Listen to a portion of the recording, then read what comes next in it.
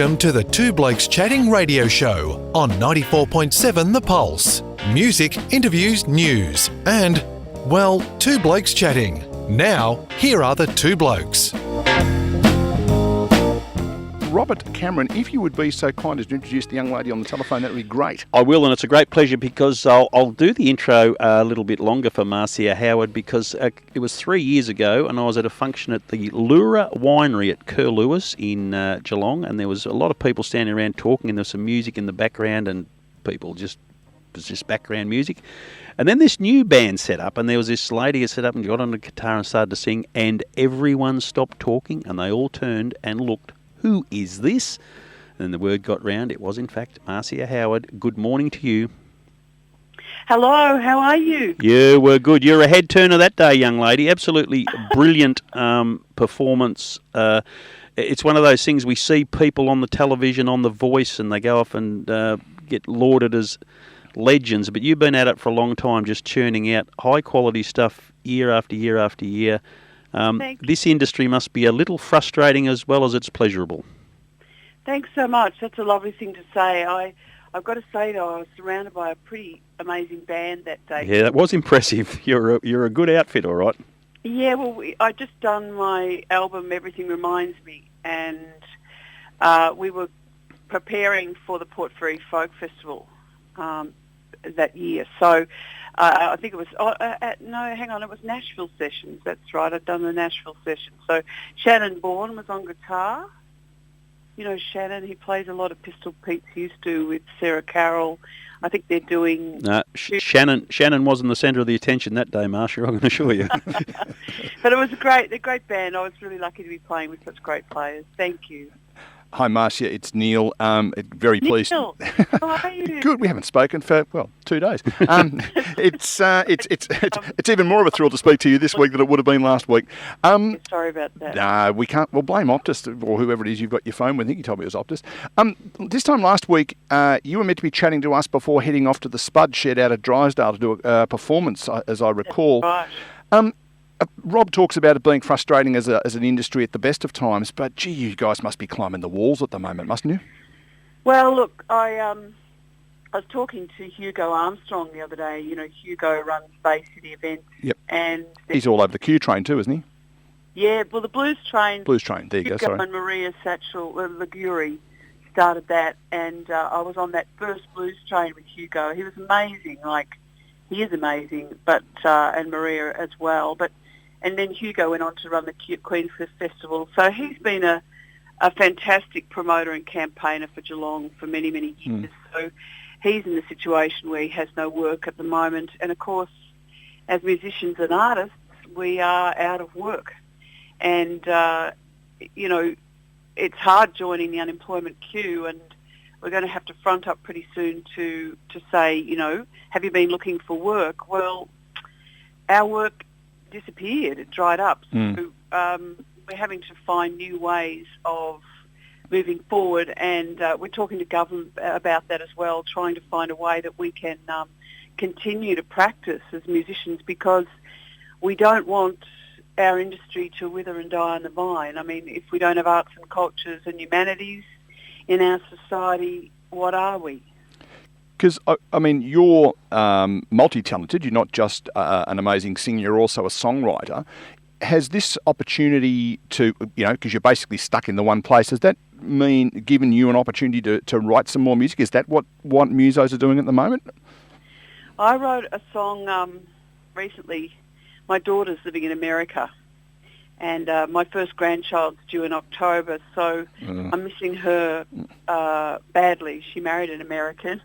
She's in Portland, Oregon. So I wrote a song for her recently, and I've been doing some homemade jams on Thursday nights on my personal Facebook page, just broadcasting them for family and friends, really. I mean, as musicians and artists, our creativity doesn't dry up. It continues because it's a need that's in you to create and to express how you feel. And the song I wrote for her is, about missing her. And, we went to sleep in one world and we woke up in another. That's how the song starts. And So I'm recording that. My son, Liam Gubbins, Gubb Music, he's a great artist and performer. He is living in Melbourne here, and he's going to help me produce another album. But I'm teaching online. I'm teaching music online. I was lucky enough to pick up a job doing remote learning teaching, and I've had to relocate to Melbourne because we're back at school. So I went to Ireland in March to open for Mary Black, the Irish singer, and to work with the Irish National Symphony Orchestra. They'd recorded a song of mine, Poison Tree, that was on a woman's heart a decade on. Yep. And we had the rehearsals in Dublin with the band, and then had to come home a week later as those shows were all postponed, and fly into an empty Dubai airport. And I was on a pretty empty plane, at least till I got to Dubai, and it was pretty full then on the way home, people trying to get home. So, the bushfires happened, we lost work with festivals there, and then COVID-19, and I'm lucky to have picked up some work, but I was on the job seeker queue there for a bit too, trying to survive. So we know that pubs and cafes are now allowed to have 20 people in them, and as long as they're serving a meal and that sort of stuff. Does that indicate there's some light at the end of the tunnel for artists like yourself to get out and do some stuff on weekends and so? Yeah, well, there's a bit of talk around that at the moment, and there are people working on that. And watch this space. I'm sure Hugo will have something to say about it shortly, but watch this space. There are people trying to make those things happen. So, there's movement at the stations. Oh, that's a good start. If you extend that out a little bit, I reckon there's a poem in that. If only you could play banjo. Marcia, Guys going, how are you going there at Pulse FM? Well, we're a bit restricted. We're only broadcasting live 2 hours a day, and Neil and I are privileged to have the opportunity on Saturday mornings to do our show, but there's still, the building is an educational centre as well, and it's operating but with limited restrictions and the like, so it's ticking away all right. But the radio station, it's been decimated. There's a lot of people who love coming in here, all volunteers of course, to produce radio shows, and there's a lot of really, really good music shows produced out of this building, but some are doing them at home and bringing them in on a USB stick, and they're playing, so it's still producing some reasonably good quality community radio and producing good songs. Great work. And of course, Gary Dalton's an old friend of mine. I used to play music for many years with Gary Dalton in the early days when Goanna folded. All right. Just on that, you probably touched on it before when you said you remain very creative in these downtimes. There's a lot of people, I would imagine, would go to work and not really enjoy their job. They do it because they have to, but do you ever have a day where you wake up and think, oh God, do I have to sing again today? No, I never have one of those days, but I have been a bit heartbroken, I've got to admit, over this whole time. Just to see grown men cry, it's hard, and I just feel for musicians and artists, and I just think they're not valued enough in our society, particularly from a government point of view. I was very disappointed with the government's response to artists and supporting artists during this time. I've got to say that, the federal government. So I think, Geelong has always been such an amazing place for musicians and serves such a big regional area that we really need to get behind our musicians. And hopefully the state government will do that. And, Creative Victoria will extend its net to the regions. So one of the things, we've touched on Goanna. That's obviously the first time that we heard of any of the Howard family. And although your brother kicked on to be Prime Minister, that was John, wasn't it? Or was that a different family? No relation. No, I wouldn't have thought you'd have owned up to him. No, I just thought I'd throw that one in to see the jaw drop on the other side of the studio. Some of my extended family had T-shirts made during the remember 1997, that era when John Howard wouldn't apologise. Yep. And the T-shirts read, "These Howards are sorry." And we were, and we are, and continue to be. And I wrote that song, "Sorry," with Goanna, The Spirit Returns, that we were asked to perform at Parliament House with the release of the Bringing Them Home report. These Howards have always been supporters of Black Lives Matter.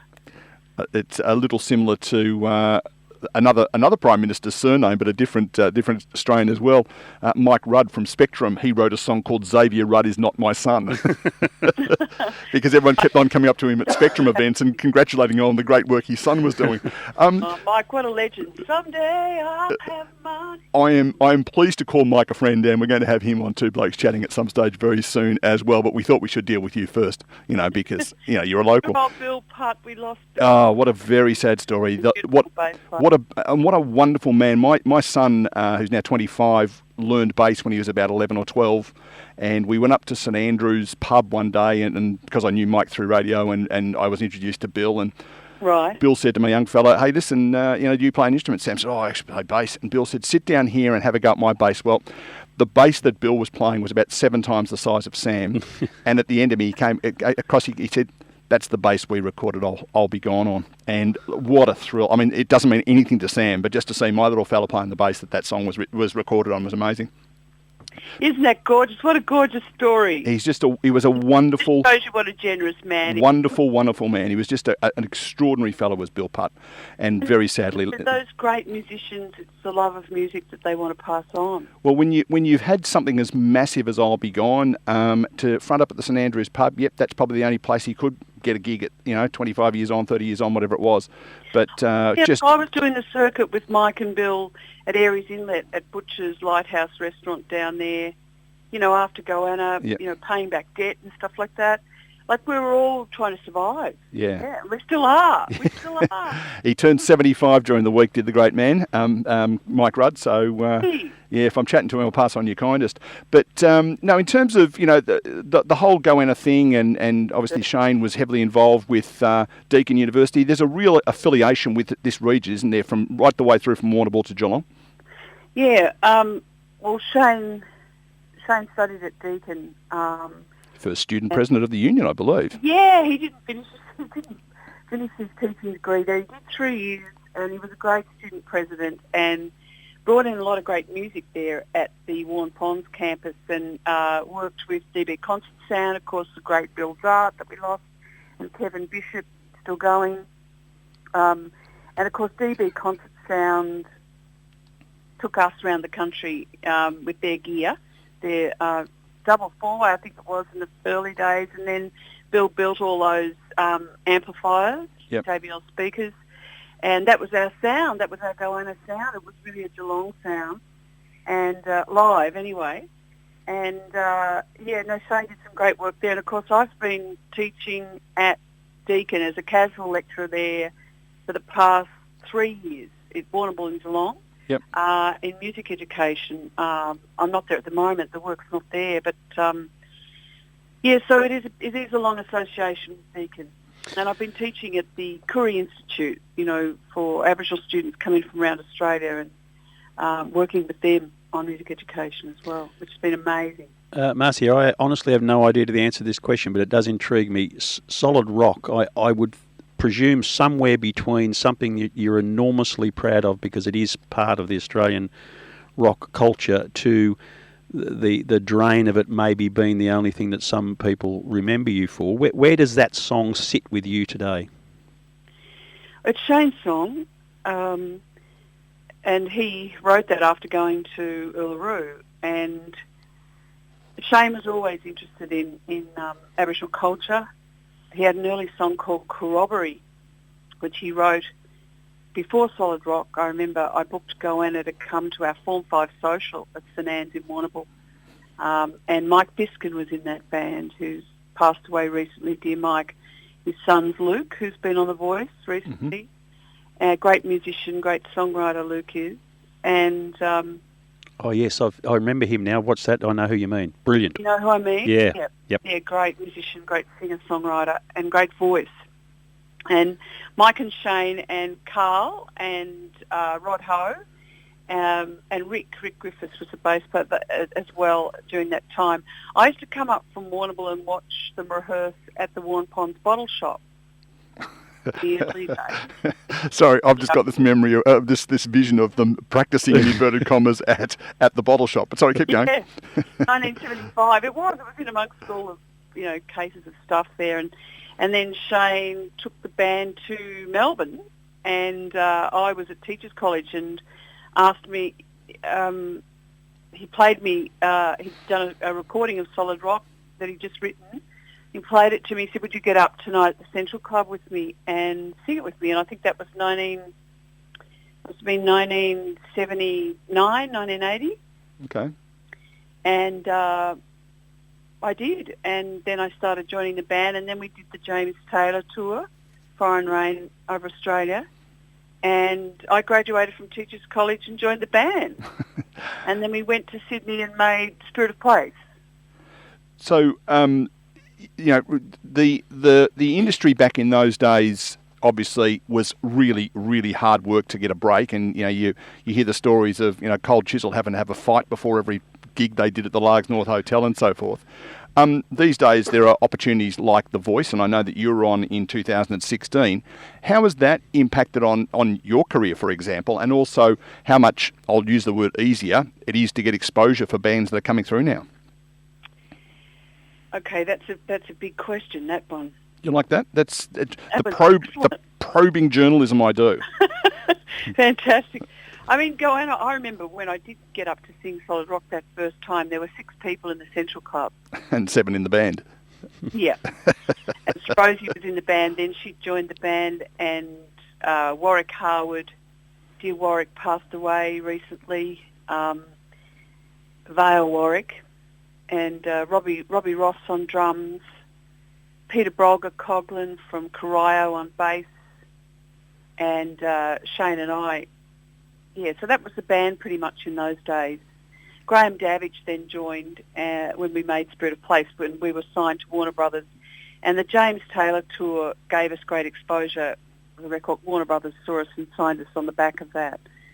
So we were lucky to get that break and lucky to get that that tour. And Lovell was the promoter, the manager from the Eureka Hotel at that time. It's a brutal industry. You have to be really resilient. You suffer lots of rejection. You get lots of knockbacks.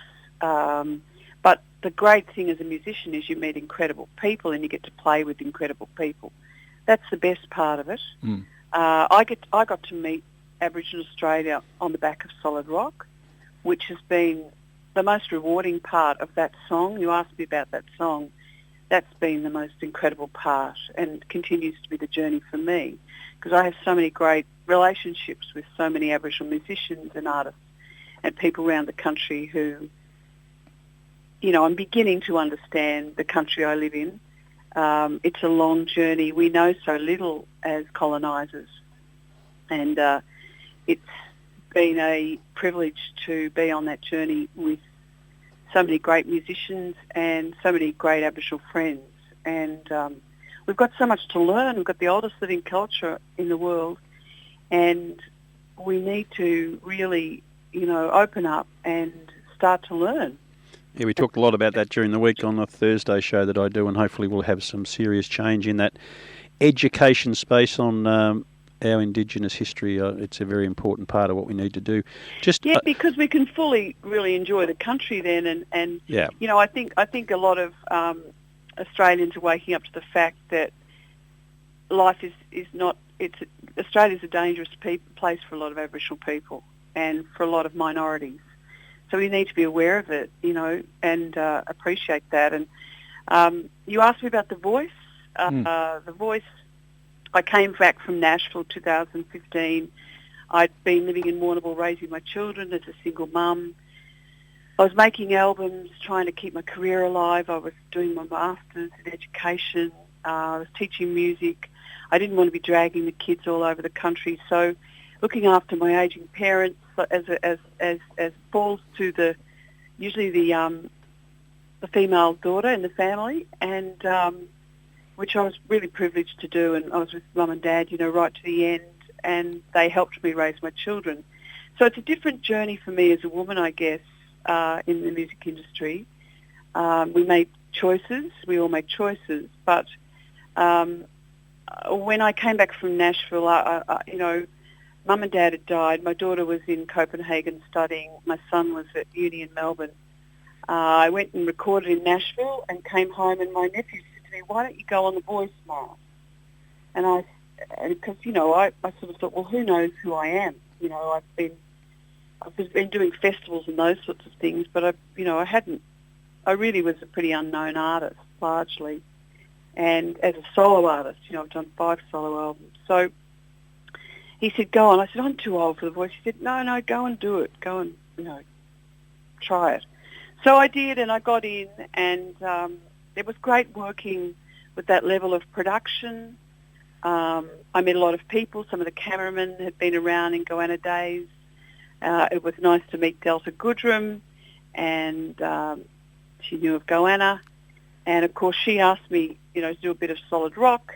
It wasn't my song, but I sang the song, and I was proud to do that song and bring it back into consciousness. It was lovely to see the audience stand up and sing that song and celebrate that song and what it stands for. It really does tell the history of colonisation. It's an amazing song that Shane wrote.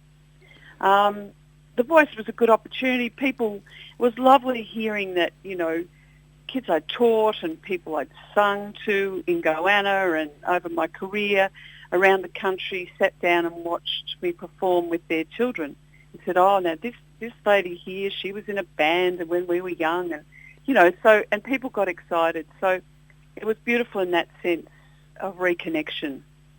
And I was lucky to then be awarded Artist of the Year at the Port Fairy Festival in 2016. And Port Fairy's close to my heart. My mother's born there. It's a fabulous festival. And Jamie McHugh, of course, that was his 40th year of running that festival.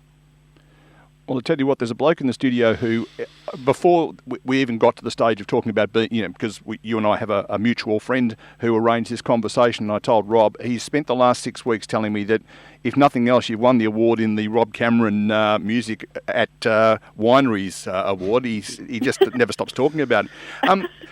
MarciaHowardmusic.com.au?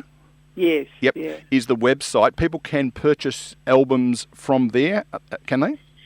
Yeah, they can, and I've been doing Skype singing sessions. I was running House of Song Geelong out of my house in Geelong. I'm a music educator. I'm doing my PhD on my life in song. It's a performance at the moment. I was due to do House of Song at the Potato Shed on the 13th, which is the story of my life in song and goes through the Goanna days and the history of my life and music. And my son's in that band, Liam Gubbins. So, I feel grateful that I've had a life and a career in music, whether it's been in a classroom, behind the scenes, on the stage. I've had incredible opportunities and met amazing people on my journey. I decided I wanted an interesting life, and I've had an interesting life, so I'm grateful. And I continue to have an interesting life.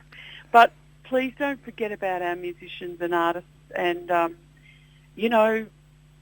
support them if you can. I know everyone's doing their heart out there, but we'll get through this, and we just need to stay strong, keep playing, and artists need to be able to continue to develop their craft. We have to work harder than anyone else. We work day and night because, if you've got to work a job and you've got to write songs and record them, you're doing that constantly. So, artists deserve the respect I think that that other professions get. Well, we'll point people towards your website, marciahowardmusic.com.au, and also you were talking about being on Facebook as well, so certainly look for you on social media. We're going to play one of your songs as we say farewell, but we might just get you to give us a little bit of context around the song. We won't tell you what song it is. No, we will tell you what song it is. It's Save the River, Save the Rivers. I'm not even going to attempt to pronounce the subtitle that's in an Indigenous language. I'll let you do that. But give us some background to the song, and we'll thank you very much for joining us by playing that song. Neil and Rob, thanks so much for having me on. I really appreciate it. And good luck to Pulse FM and all you do and all your listeners. This is a song, Save the Rivers, Yamagana Barker, which I wrote with friends at the Corroboree Festival in Burke, Warriner and Walgett, outback New South Wales last year. That's very outback New South Wales. It is. Back of Burke. Yeah, literally. And it is literally. And we were out there and invited to sing for the Ruby Hunter Mother's Milk Bank charity, which I've been an ambassador for many years, because Mother's Milk helps those babies, mothers who can't feed their children for whatever reason. It prevents diabetes in later life and all those sorts of things. My daughter's a midwife, so that's close to my heart. And all the proceeds from the sale of the download of the song go to the Ruby Hunter Mother's Milk Bank charity. And it's when we saw the state of the rivers out there and we met the Aboriginal women out there and they told us the stories of water trading, war, greed, corruption going on, we wrote this song. So, Save the Rivers. Where can we download it from if we're going to be able to help you support that charity? It's on Spotify, iTunes, under Marcia Howard.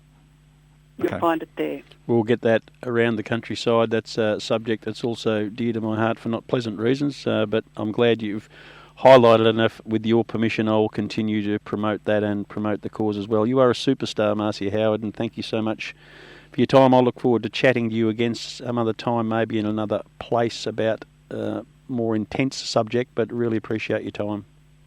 I look forward to that too, Neil. Thank you, Rob. Love to you both. Thanks, Marcia. Here she is Love to Geelong.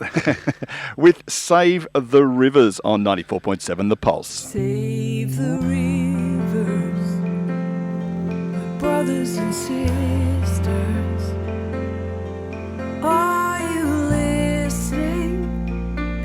Can you hear her crying? We've got to pull together, stop the greed and the lies. If we don't, this country dies. If we don't, we won't survive. No time for crying. We've gotta get strong. And that was Marcia Howard on the Two Blokes Chatting radio show.